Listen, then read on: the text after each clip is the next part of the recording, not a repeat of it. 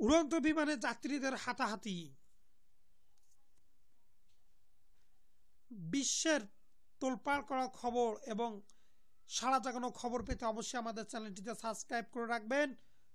বিমান বাংলাদেশ এয়ারলাইন্সের একটি উড়ন্ত বিমানে বাকবিন্যতা এবং হাতাহাতি করছেন যাত্রীরা।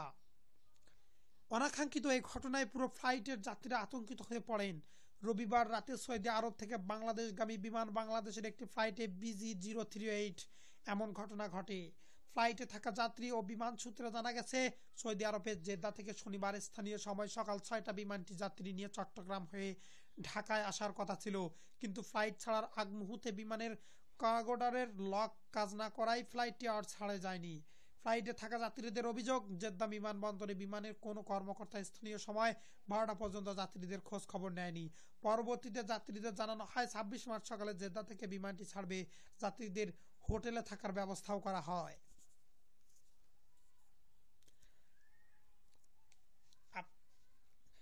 পৃথিবীর দেশের যে কোনো জায়গার যে কোনো প্রান্তের খোঁজ খবর এবং যে কোনো খবর টপ নিউজ সারা জাগানো খবর পেতে অবশ্যই আমাদের চ্যানেলটি সাবস্ক্রাইব করে রাখবেন এবং আপনাদের ইউটিউব পেজে অবশ্যই আমাদের সেই সারা জাগানো সংবাদটি পাবেন।